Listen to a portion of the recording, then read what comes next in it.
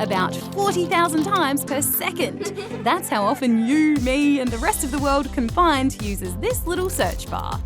I use Google for researching the meaning of words that are really hard to pronounce. I would use Google to learn about forces on Earth, and I would also learn what animals have brains. I usually Google recipes because I like to cook, and funny videos of people being silly. Like people that have a cat and then they put their cat in a t-shirt.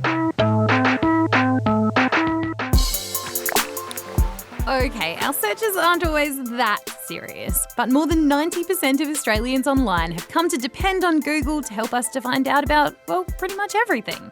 So what would happen if we couldn't use this anymore? Well, that's a question a lot of Australians have been asking lately, probably on Google. You see, Google's threatening to stop Aussies from Googling.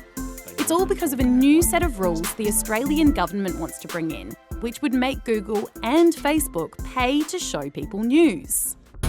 It's something that news organisations have called for. You see, a lot of them are struggling to make money, and they say it's not fair that big tech companies get to display their work for free and make a profit in the process. But these two disagree and say they're actually helping the news organisations by pointing people to their websites.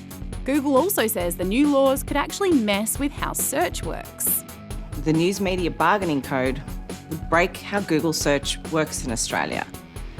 Now, I know that sounds pretty full on, but it's true. But wait, how does search work anyway? There are hundreds of billions of web pages out there, right? Well, a search engine takes all of that information and sorts it, a bit like a library does. Except this library is bigger than all of the world's libraries put together.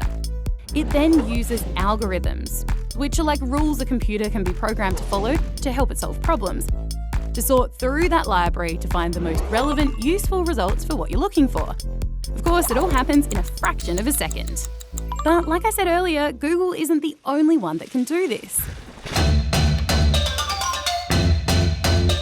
In fact, back in the 1990s when the internet really became a thing, people didn't Google things. They searched using all sorts of search engines, like Yahoo, Alta Vista, or this weird thing called Ask Jeeves. Anyway, then Google came along with an algorithm that ranked results by popularity and took over the world. Google is obviously free and it benefits a lot of businesses. But it also makes a lot of money, mainly through ads that are targeted at you and what you search for. So back to those laws.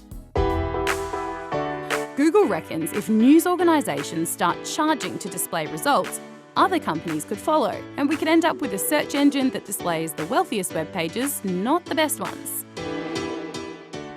As a compromise, Google's offered to pay news companies to feature stories on a special news platform, but some of them say that's not enough. Meanwhile, the government says it's committed to the new laws and has been talking to Google about working things out. What they recognise is there is a need to pay for content, and I think they also recognise that maybe some of the threats have been misplaced. And hey, if our Googling days ever did come to an end, there are other options out there. Or it might even be time for a new search engine to step in. Ask Amelia has a good ring to it.